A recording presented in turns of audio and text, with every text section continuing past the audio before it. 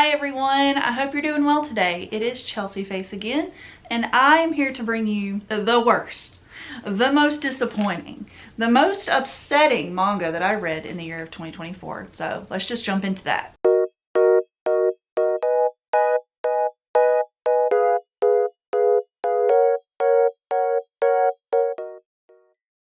Worst isn't really the best description for some of these. Some of these I did enjoy them at the time, but maybe I was disappointed for some reason or another, and sometimes it's the manga's fault, sometimes it's not, but I still wanted to put them on this list because I feel like it was worth mentioning. I'm a very particular kind of person. If something rubs me the wrong way, it's going to affect how I feel about that series from here on out. And I'm probably going to carry that with me forever. Just something I wanted to put out there before I get into this list, because number 5, I'm going to start from the bottom to the top, meaning that 5 was the least of the worst and then number 1 was the most of the worst in my opinion. So number 5 of my most disappointing manga of 2024 is Defying Kurosaki-kun. I actually enjoyed this series that I read of it. I think I read up to like volume 7 or 8 or something. I can't remember. It was digital on Amazon Kindle. I was really excited to be able to read manga on my Kindle for free because I had just gotten a Kindle and I could do it on my phone, I could do it on the computer, whatever. I could read it and I was just really happy about that. But then the series apparently keeps going and going and going, and I just cannot make myself spend money on digital manga. I will pay for a subscription service, but I cannot say, ooh, I'll spend $10 per volume and then have this on a flash drive or on my computer. I can't do it. I want to own it physically, or I want it to be a subscription service, and that is on me. And the fact that this was not all on Kindle Unlimited upset me, just peed me off. So I will not be continuing it unless it's all put on Kindle Unlimited or it's all printed, because I just can't spend money on digital manga. I know that that's toxic in the manga community or whatever, because that's what gets it printed or whatever. But I can't do it. I can't do it. I just can't make myself spend money on it. I like the series for what it's worth. It's kind of just about a toxic guy who is kind of like a dom for the main girl in the most safe for work high school way. But it wasn't like groundbreaking, I guess. It was just fun. It was a fun read. I read it pretty quickly from what I did read. Unless I find it in a free format, or it's printed, I will not be continuing it. So that's why I'm disappointed in this. It's not really the series' fault. If you're interested, I recommend checking it out. Next up, this is another series that I did enjoy, but I can't really remember much about it, so it's kind of forgettable, but I probably won't unhaul it just because I remember it being so precious at the time, and that is Honey So Sweet. This series is like 8 volumes, and I read it throughout the year, and I can't really remember a lot about it. I remember the guy looking like a bad boy and having like a bad reputation for some reason, just because he looked like a bad boy, and then the girl being just a regular girl who saw through that and liked him, and it being about them and their romance. And I remember there being like a really weird moment in one of the last 2 volumes where the mom was just weird. I can't remember what happened. I probably talked about it in that wrap up, but I guess the fact that I can't remember much about it, and I know I read a lot of high school romances, a lot of them, like that is mostly what I read in my shoujo, but I remember a lot of them a lot better than this, and the artwork was stunning, but it just didn't stand out as much as I wanted it to. But I will be keeping it in my collection because I did enjoy it when I read it, so I think that if I reread it, I would still like it. For me right now, I can't remember, therefore it's not going to be in my top, and it is one of the most disappointing of the year, so I just thought it was worth mentioning. But I still think you guys could read it and enjoy this. This is probably someone's favorite series out there, so that's not to crap on it or to say that they're invalid for their thoughts. Next, 3, 2, and 1 in the list are going to be ones that I did not complete the series because they were either just so bad that I had to quit, or there's another reason. But number 3 is My Boss's Kitten. This is an adult manga series that is on Kindle Unlimited, and I'm not sure if the entire series is on Kindle Unlimited. I might have gotten to the same problem I had with Kurosaki-kun, but I stopped at volume 3 because it was just so bad. Like, I've heard good things about this from some people on YouTube, and so I guess I just expected it to be a nice short romp, you know? And I was like, ooh, like the first volume I liked it, the second one was okay, and it just kept getting worse and worse and worse because you're following this girl who looks like a child. Like, that's not even the problem, because I know there are people in real life who look really young. I'm not going to fault a mangaka for depicting a person like that. It's more of the fact that he kept mentioning how she looked like a kid, how she kept looking young, how she looked really tiny. He just kept talking about it like that was his fetish, and it was just kind of oogie. Well, if you get past that, which I tried to, it just didn't have a through line of a plot. It was like, okay, well, I work with you and you're under me, so I'm going to use my power over you to seduce you and other things. And I guess that was okay for a volume or two, but it just kind of got old. Like, there was really nothing between them that kept them together other than the attraction. And I don't know, I mean, that can work in some series, but it just didn't work for me. It felt very shallow. It felt very like there wasn't anything to it. There was no like solidifying interactions. There was nothing that was like, oh, it didn't give me butterflies, nothing.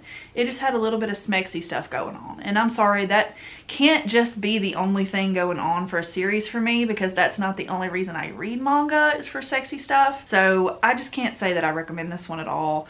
If you're looking for something quick and fun, sure, like check it out. Like if you're into that. It was not for Chelsea, so she will not be continuing this one. Number 2 on this list, I'm probably gonna upset some people for this one because it is kind of popular in its own circles, and I also love other works by this creator that I have read, but I'm gonna have to give it to Wake Up Sleeping Beauty. I'm really disappointed with this one. I picked up all 6 volumes thinking I had grabbed the best deal. I got it for less than $40. These are big volumes. I think they're Kodansha, so they're very large. The asking price retail is pretty high. I got them for like nothing. I felt like I got a great deal, and I was so excited to read another short, sweet romance. And the art is gorgeous. I love Morino's work. I read volume 1 and it was boring. Like, I struggled to get through it at all. I like the idea of it being like a split personality kind of thing, if that's what it was going for, but I don't think the mixture of split personality mixed with ghosts, scary stuff, mixed with a romance that felt like love at first sight, it didn't feel realistic, I guess. And the reason I like shoujo and romance and Morino specifically's work is that it felt more natural, I guess, and this just didn't. This didn't feel natural. This felt very forced to me. The romance didn't feel real. And I don't know, I can't really enjoy a romance where I don't feel any chemistry between the 2 main characters. And I didn't feel anything for these 2 characters. I love the art. I think that there could be some really interesting things talked about in this series because it is about spirits and split personality kind of stuff. It was just boring. I was bored to tears. I tried picking up the 2nd volume, got like 2 chapters in, and I was just bored to tears. Cannot remember anything about that one. But I just sold it. I traded it and got something else, but I hope that the next person who picks it up really enjoys it, because I have heard good things about it from people, so I know there is an audience for this series.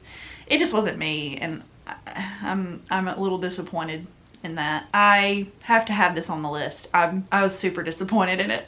And then number 1 honestly could kind of be tied with number 2, just because I also don't remember anything about it, and that is Gazing at the Star Next Door. I picked this up on a whim. I hadn't heard a lot of people talk about it at the time that I did pick it up at the store. I was just kind of in the mood for something new when I picked it up, and it was a nice, pretty cover. I don't love the format of the cover, other than the artwork in the middle was pretty. That's mainly my issue, is here's your size of a volume and then here's the artwork. It was like almost like someone did it in Microsoft Word. Like they didn't know how to design something for the whole size of the cover, and I don't like that. I don't like the white space that was on the cover, as you can see. As a graphic designer, that bothered me. It felt very cheap. It felt very lazy. I'm sure they did that intentionally and they had a reason for it and it was approved and blah, blah, blah, blah. I don't even know what the rest of the volumes look like. Hopefully they follow that same pattern at least. But to me, it was hideous. Other than the artwork in the middle. It just looks like graphic design is my passion kind of thing, and that ooged me the wrong way to begin with, but I picked it up anyway. And it's another one of those, I didn't read anything about it. It's another one of those, my best friend or neighbor is a K-pop star or a movie star or a TV show star or an idol of some sort. And I feel like there's just so many of those coming out right now. And I only have liked 2 out of the 17,000 that I've read or seen. And I can't say that I'm enjoying that subgenre. Personally, I am not picking them up actively. Like, I really liked my special one, but I haven't picked up since volume 2. I like Taemon's B-side, the one I read, but I haven't picked them up physically. You know, there's several coming out like that. I probably will in the future pick up more of them, but I think I'm kind of burnt out on the ones that I have tried. It's just so all at once for me. I don't think I like reading the same trope over and over or really close together. I like to take breaks. So like in between my shoujo romances that are very average, I'll read like horror, or I'll read a mystery, or I'll read an action story. You know, I like to space things out in my reading. And it just feels like there's too many of these coming out at the same time. But like I've said, there are people who love this stuff, but it wasn't for me. I read about 40% of this and just had to put it down. I couldn't do it. Could not do it. The art was gorgeous. I think it has a spot in like some people's top faves probably, but not mine. I'm really sad to report that this is not a subgenre that I am particularly into, and therefore I will not be continuing that series. So I do apologize if any of the books and manga or whatever on this series hurt your feelings or are your favorites. That's still totally valid. You are free to have that opinion. I'm not going to call you a bad person for liking these or dumb or whatever, because I know I like some really dumb stuff. I like some really raunchy, stupid, weird manga out there and books. So you'll get to hear about my favorite books of 2024 next video. So I hope that you enjoyed this one. And if you did enjoy this video, please remember to like, comment, and subscribe for more manga and book content from me. I have really been enjoying making videos again, and I was sick for a little while, so that's why I didn't post anything. So I hope you guys are doing well physically. And yeah, I'll see you guys soon. Have a good day. Bye guys.